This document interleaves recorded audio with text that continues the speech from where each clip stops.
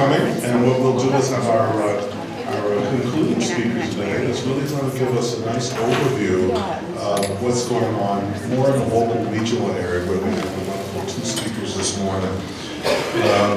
Sue Bozinovski. Not finished. But she said I can call her Sue Boz. I like that. So Dr. Boz is CEO and the principal of Bozinovski and Associate Inc., providing consulting and human services. She is a former adjunct faculty, and we like to think people's never formal adjunct faculty. She's an adjunct faculty here at the Graduate School of Social Work.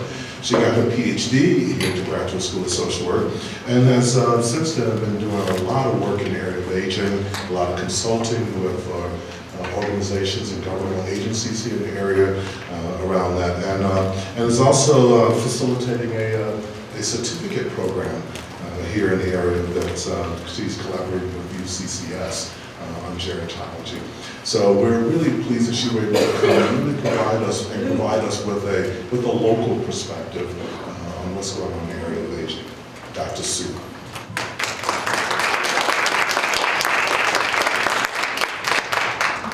Thank you, Dean Williams. Really appreciate it. And good afternoon. It's great to see so many of you here at 3 o'clock in the afternoon. Those were very interesting sessions, and I'm excited as well. I'm honored to be part of today's Aging Symposium because I think this is exactly the kind of event that we need more of to increase the public's awareness and societal awareness of aging issues. So during the next half hour, I'm going to pull together some of what we heard today and localize it, as the Dean mentioned. I've been involved in gerontology since 1978. Yes, I guess that dates me. Oh well. And in the metro area and in Colorado since 1982. So I've been around a long time, and I've seen a lot of the changes that have happened in the field of gerontology right here in the metro area. In reality, the reality piece of my presentation is there are many problems, unmet needs, and issues out there. Many of those are related to inadequate resources or policies. I was just talking with someone at my table about the potential cuts that there might be in state funding if certain ballot measures pass. So there's always this concern. But you know, changing policies, programs, and attitudes can be really difficult and take a long time and a lot of tries. To me, that just means we have to work hard, we have to work together at all of this. So as with the other speakers, I'm hoping something in what I say will move you and interest you, and you will probably need to look further into it. I'm going to give you an overview of a lot of different things. So the Dean told you a little bit about me, I told you a little bit about me, I think that's enough. But these are the perspectives that I bring, a lot of different perspectives. Mostly what I wanted you to know is that I did a PhD dissertation on self-neglect among elders. And so I was within the Adult Protective Services arena, and Dr. Ruth Parsons and Dr. Enid Cox were on my committee, and it was really, really a difficult 3-year study, but boy, was it was very successful. I'm glad I did that, but if anyone wants to do further work on that, let me know. So I'm going to bring these perspectives to today's talk, and I'm going to highlight aspects of healthy aging that I'm most familiar with based on my experience.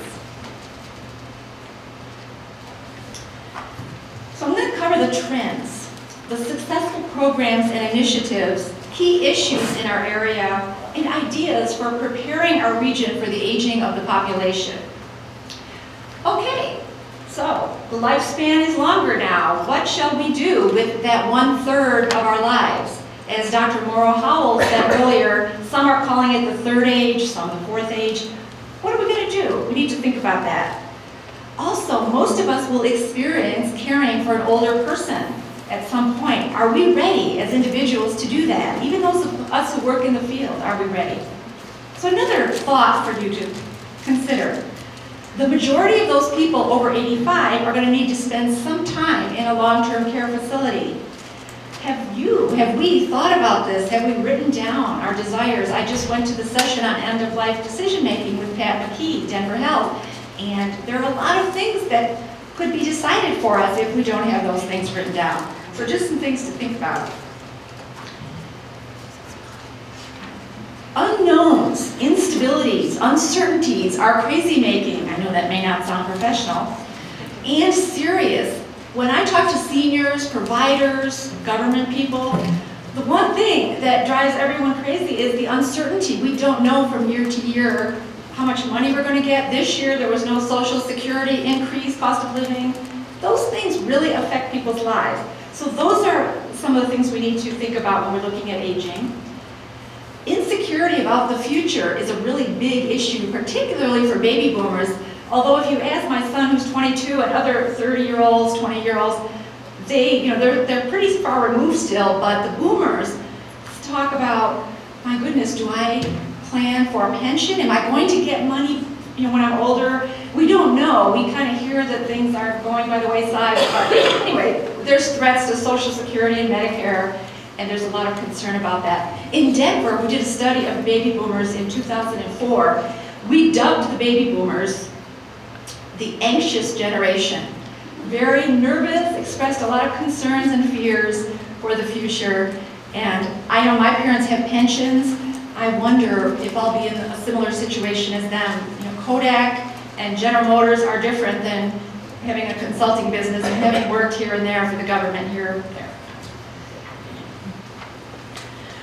I wanted to mention dementia just a little bit. I know there was a session, I know the Alzheimer's Association is here, but I included a little bit of information on dementia because I think the incidence and prevalence of dementia is going to color much of what we think and do around aging issues in the coming decades. I personally think this is one of the most critical things. So a major global and local trend is going to continue to be the exponential growth in the number of people with dementia. The recently released World Alzheimer's Report said if dementia care were a country, it would be the world's 18th largest economy. That's how big the world of dementia care is, and it's still not enough, correct? Alzheimer's disease and other dementias are the single most significant health and social crisis of the 21st century. This is something really impacting our area significantly, and we do need to pay attention to the whole dementia area. That last quote is by a woman, Daisy Acosta, who chairs Alzheimer's Disease International. They're the ones who published the World Alzheimer's Report. So I'm just providing you with lots of things to look into if you want to. There's many reports out there. That's kind of one of my themes. There's a lot of information. There's a lot of free information. We are not at a loss for information yet. When you sit in workshops, you'll hear, we don't really know what the effects of this drug are. We don't know everything, but there's still a lot you could get a hold of and look at. You know that's what students love to do, right? I wanted to talk about this whole area of aging and community. We also call it aging in place, but some of my colleagues a few years ago started calling it aging in community, and at national conferences, aging in community. There's an aging in community network in Denver, actually. But livable communities, I remember coming back from a conference 5-7 years ago and saying, let's start discussing this, and everyone looked at me, what? And there's a lot of people still who don't know what this area is, but it's communities where the lighting works for all kinds of people. The signs, you can read them. How many signs do we see when we're driving? And I find a lot of street signs are missing. Trails and paths, need to be for all ages and abilities. Benches, sometimes the benches are really pretty awful for people who have arthritis, can't get out of them, or they face a car or something, you know what I mean? So, or they're not there. We need to have communities near amenities, near the grocery store, near a cafe. Places for intergenerational activity are really critical. And also there's this notion of complete streets, where we take a view of a street and see, does it have shade? Does it have a place to sit? And it's not always the older person that needs to sit. Sometimes it could be someone with an invisible disability or someone who just needs to rest. I had surgery minor a few months ago, and for a while I needed a place to rest when I walked, and there just weren't very many. So that was my excuse to say, oh, guess can't walk today. So to sum this up, you can see there's a lot of information out there related to healthy aging. And today I can't possibly cover everything. I just brought up some of the things that I think are interesting to me and that I know about. what I'd like to ask you to do is, if something strikes you as interesting, like, you know, my grandmother had dementia, I'd really like to find out more about that, that might be an area to get more information about. But I do caution you to carefully assess all the information out there on the topic and seek evidence-based research. You know, seek research that has shown real scientific changes in people's lives and their conditions, and we are seeing more and more of that. I also want to say that we need to use every opportunity that we have, those of us interested in aging, to talk about what we know and what we don't know, with the goal of continually increasing public awareness. That's one reason I'm here. I think many of you are very interested in aging. We have a lot to talk about, a lot of places we can go and talk about what we know and what we don't know, and get people on board. We need to embrace the aging of our population and prepare for it. Our communities need to prepare for it. What else can we do? We can't fight it, we need to embrace it. I think some of this is going to happen naturally. For instance, I go to the legislature and I can see over a session how somebody who didn't know anything about aging, wasn't interested at the beginning, I will not name names, by the end of the session, I've had a legislator or two or three come up to me and say, I am really going to get involved in this aging area because this is the place to be. Of course, seniors do vote at higher rates, and I think a lot of legislators know that. But I think we're going to see more legislators having family caregiving. We're going to see policy people, state people. Everyone I know has some caregiving experience, if it's long distance or they know somebody. I think this is going to be the key driving factor to why we're going to talk more about aging and gerontology. It's a first-hand experience that we're having. Okay, so we've already seen some demographics, the change in the population. Both doctors who spoke today presented some of that. What is happening in the Denver and Colorado regions? I have been following the demographics here since the 70s. Actually, before I moved here, I looked at the Denver demographic data in Colorado because I knew I wanted to live here someday. But the same trends we heard others speak about, the immense growth of the population, more diversity among the older population, we're going to see the same thing in the Denver and Boulder areas. Those in the field of gerontology, we know that that age wave is here. It's not coming, it's already here. And some of the people I know were talking about this in the 1960s. You can look at some of the early literature, and I'm not saying what happened, why didn't we know? There are many people who are in the field and it's growing because it's here and it's going to continue to grow. The wave's going to get bigger. So did you know that Denver has been called the baby boom capital of the country? We, a couple of years ago, had the highest percentage of people who were baby boomers. I'm not sure if that's still true, but it was, and I still hear people say Denver is the baby boomer capital. That's fine, we can keep that label, I guess. And that has lots of implications. A lot of those baby boomers want to stay here. They want to stay in their communities. Many of them don't want to leave and don't plan to leave. So, what is another implication of this for services? Well, service needs are going to continue to go up. More people are going to need services in the home, outside the home, and the funding is probably not going to keep pace with that. So we'll see what happens after this legislative session and all of those to come. So this is the only chart that I have in here, the only graph. This is from the state demographer's office, and there's two lines, the top line and the bottom line. That going across, actually I'm going to use this pointer here. If it comes up. It's not coming up. Oh, there it is, okay. So that top line, the blue line, shows the year 2030, and the bottom green line shows the year 2000, and that red line shows from here to here, the age 65 and over population. It is going to grow from a figure of about 400,000 in Colorado in 2000 when the last census was done. The projections are 3 times that for the year 2030.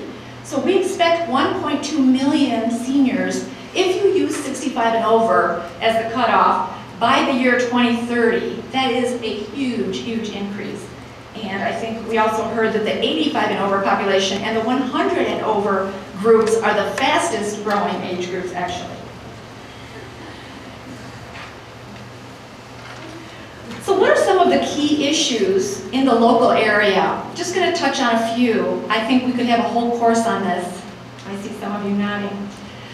I've already mentioned the demand for services is really not matched by the dollars, and it never has been. I've worked in the service sector in Colorado, government sectors, since the early 80s, and that had to be the #1 issue. I know we could always talk about doing things smarter, partnering, trying to increase the size of the pie, but honestly, some folks have done studies, National Area Agency Association, and the cost, the dollars that we get now are far less in real dollars than what they were in 1980 for senior programs. So that's the dilemma. It just has not kept pace, and I don't see that it's going to. I could be wrong. This recession is going to have lingering, lasting impacts on our older population, those of us who will be joining the older age group soon. So service providers are struggling, seniors are struggling, and especially those of low to moderate income. We also need increased healthcare services and affordable ones at that, but the lack of healthcare workers is a particularly big issue that I think we need to work on. I know in Jefferson County, where I'm doing some consulting, we've identified that as a major problem, the healthcare workers. There just aren't enough of them there. So this area experiences that same issue that we talked about at the national level. There are special issues with the rural areas in Colorado.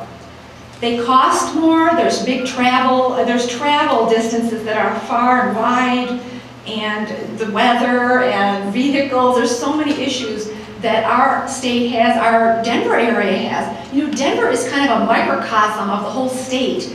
In the Denver metro area, we have prairie and plains with grasses.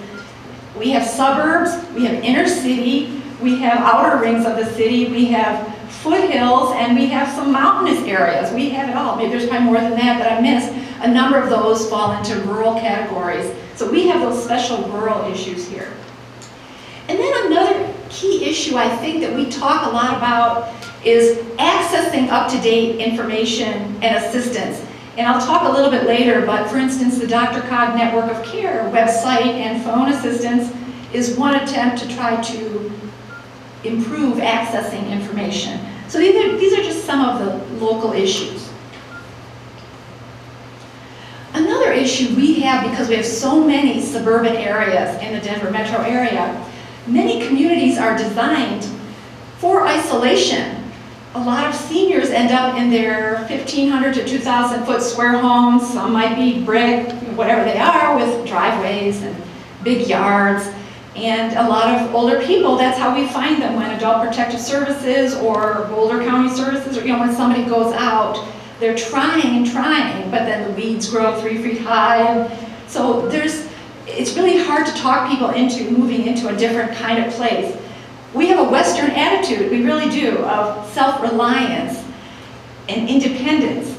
It makes a lot of people wait a long time or never call for help. Someone else calls for help. We also need what's called care navigators, care coordinators. You heard about medical integrated services.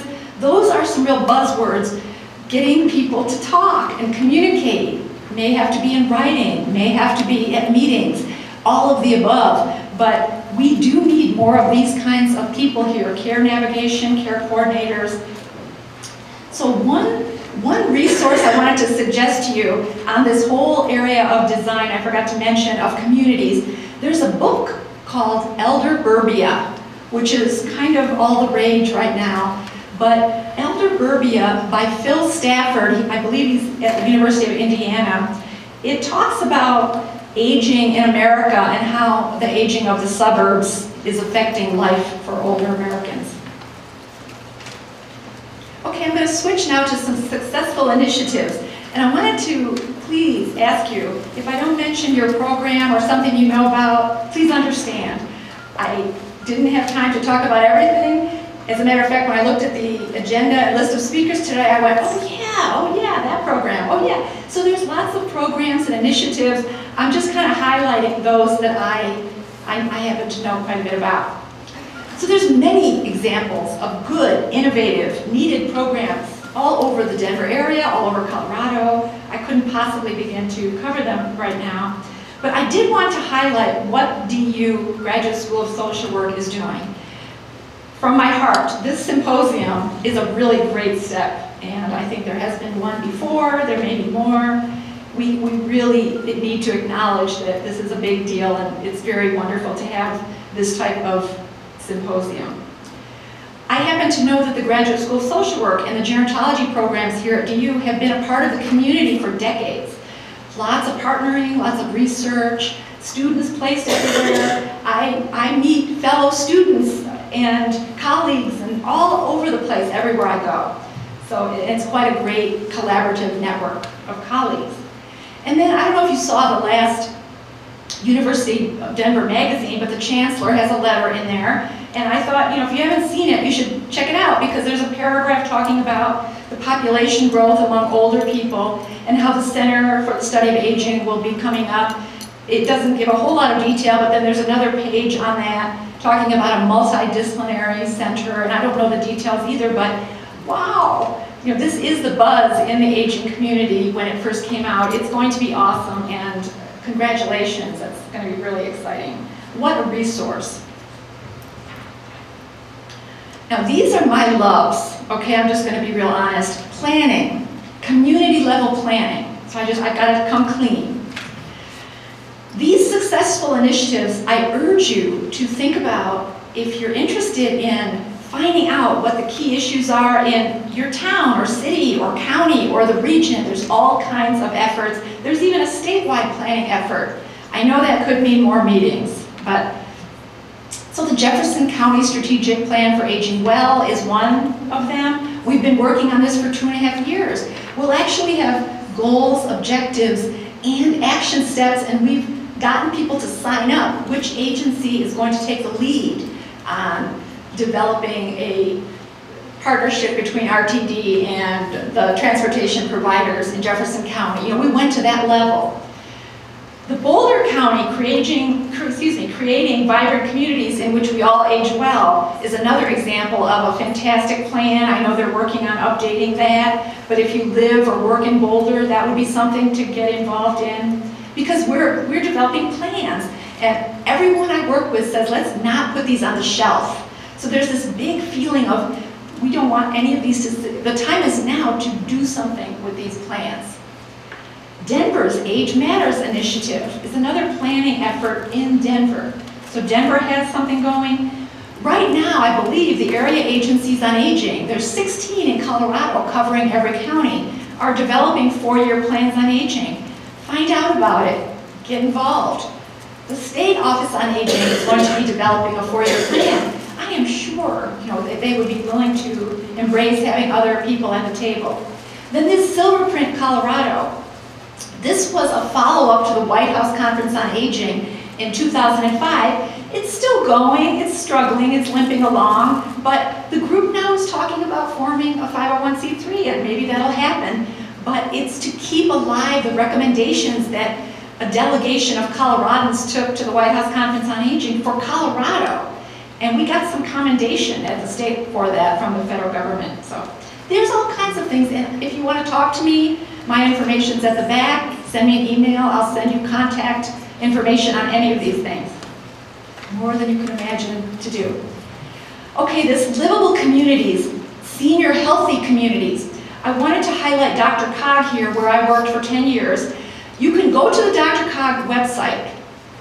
They have a study out there on senior healthy regulations, and that was funded by the EPA. We did that when I was there, finished after I left, but we talked to home builders, we talked to developers, we talked to city officials to find out what barriers are there to, why do you not put in a no-step entry? And there's good reasons, because there's certain water table things that require, some places cannot have, you cannot go in a wheelchair easily. why are your streets so narrow? Or no, why are they so wide? Because seniors could walk if they were narrower. Well, because our fire trucks need to get in. So there's always some reason, but with discussion and negotiation, sometimes these things can be addressed. So here's some other plans. I just encourage you to take a look at these if you're interested more in that area, and that this information would be for the Denver area. I just happen to know a few of the things that I'm going to highlight here that I think are successful initiatives. Larimer County has a foundation on aging. Many other counties do too. Boulder does, Douglas County does. But these foundations are a good place to get connected to. They raise funds for certain gap filling in senior service areas. Several of these counties, Larimer and Douglas, they have senior days, resource fairs. There's a service provider network at Larimer County, and they have a great website. So just, there's a lot of websites starting out there. I can't say they're all, they're all really good, but there are some. And then Douglas County has similar kinds of things, and senior outreach, they have a guide for that. So there's stuff out there to take a look at that I think is worth promoting. So there's a county council on aging in every county. If you're not involved in that, that would be a great way to immediately immerse yourself in a group of providers and some elected officials and other people who go to those. You just have to experience them. Some are well run, others not so much. Just, if you're in an area and want to get more involved, these might be a place to go. Let's see, healthcare providers have lots of annual senior day kinds of things like Kaiser Permanente. Workforce centers, Jefferson County Workforce Center has an annual day for older workers. The GLBT and aging arena, some of you did go to the session. Is the person in the room that did the Boulder presentation? Okay, guess not. But Boulder's Project Visibility to train people who work with seniors, and particularly GLBT seniors, is a model nationally. It has received accolades, and I encourage you. I've taken the training. It took 4 hours, but it's a fantastic program that can be replicated. Boulder is so good at sharing that information. There's a flyer out there on Gay and Gray in the West. Great way to hook up with that community and to find out what's going on there. I think these are all really successful, important initiatives. And then I would be remiss if I didn't mention Jefferson County will have a whole slew of short-term and long-term aging plans, and they'll be out on the web, and you can take a look at them. And we invite people to use them and use the process. Rose Community Foundation funded this, and we really do want to see it replicated. Okay, there's lots of internet-based resources that I encourage you to look at. Network of Care. The Senior Source is something we did on Channel 9 with Mark Kobrick. So somebody was saying earlier we need to be on TV. That whole thing was conceived of by foundations, the aging office, some providers. We said we need to be on TV, and we are with Rose Community Foundation, Colorado Health Foundation. So here's just some other things. I'm thinking, is that clock the right time? Okay. I'll go through these quickly. The next slide shows transportation. Many transportation initiatives. Many counties have local coordinating initiatives. There's senior law days that DU's been really affiliated with for a long time. There's a senior law handbook. I'm just hoping these lists of things will give you some ideas of things that are out there that you can take a look at. And I'm just going to keep going because I want to talk a little bit about preparing. I think we need to prepare our region by committing ourselves to increasing our own knowledge and awareness. Talk, I said, about what we know and put out our ideas and information. We can't keep quiet. We need to focus on collaborative planning, particularly in communities and neighborhoods. When those local plans come up for review, find out if anything about seniors is in them. There's plans for what they're going to build and what they're going to put where and what they're going to do to the roads and sidewalks. That's an easy way. It's public information to go when they put out a call for the public. Find out about the White House Conference on Aging. Get involved with that. You can put in information, you could put your input in on the Older Americans Act. So I think the best ways for preparing are going to change over time. They're going to be affected by our economy, our social policies, the way we relate to other countries, and other factors. So those of us in aging have got to be really flexible. We excel at flexibility, don't we? And responsive. This word certitude, it just doesn't really make sense in the field that we're in, but to be a healthy person as you age, you do need a sense of some stability economically. You need to feel secure in your neighborhood. These are just some basic concepts. I listed for you some of the senior advocacy groups on the next page. Do you remember we talked a little bit about the Gray Panthers? These are local groups here, AARP, Colorado Senior Lobby. They would love to have some more people get involved. And what you bring is critical to what we take to the legislature, how we argue things at different hearings. So keep educating yourselves. Look for that 2010 census data when it comes out. I can't wait to see it. I know some of it's leaking out, but take that information and use it in presentations in your community, when you speak in front of your planning commissions. Long processes are what we're used to in aging, long time to change things. But a lot of our families and individuals don't have a lot of time, so sometimes we have to move things faster. My partnerships, collaborations that I've built over 30 years are really critical to me, and I know to a lot of you. I look around the room and I see some of you at different meetings with me, and they're really important to build in this community.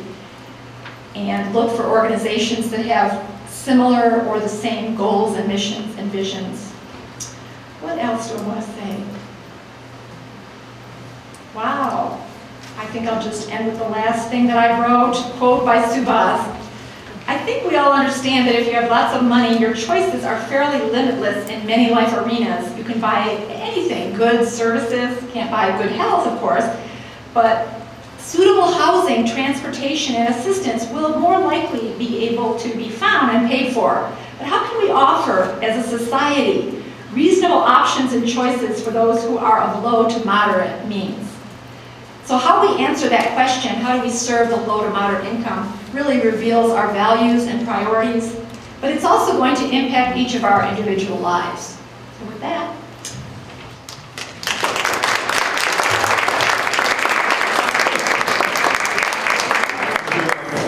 would you take one or two questions? I would be happy to. Anyone? There. So I noticed you listed a number of transportation initiatives, and a lot of workers who are serving older adults talk about transportation as a huge, sort of undefined hole of not knowing.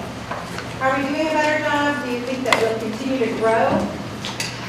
So I do think the problem with not enough transportation directly relates to there isn't enough funding for it, and it costs so much to provide, and it costs different amounts in different areas. The providers in the mountains tell me it's not even worth it economically to take a vehicle into the mountains, but there's a tremendous amount of collaboration occurring. It's going to take years to actually show some things. Some counties feel they're doing a great job. Adams, Jefferson, Douglas. So if you want to talk any more about any of these planning initiatives, I think we're seeing some improvement, but I think they're feeling very nervous right now about the funding cuts that might come down. And are there any other questions? Okay, well, good luck with your celebration coming up continually.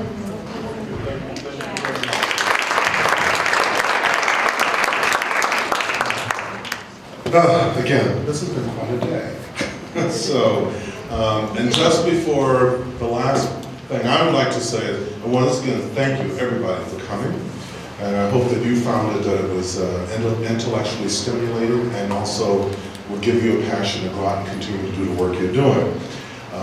But inside your little goodie bag that you got when you came today was this wonderful GSSW magazine that I want to point out.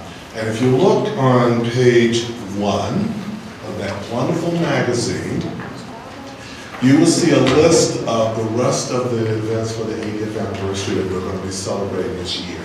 So hopefully you will find some time in your busy schedule, and I know you're all very, very busy people, that you will come and attend some of these things. There's going to be some terrific events going on to school, wonderful speakers, and all sorts of things that wonderful committee that I talked about earlier today has been doing all the planning for.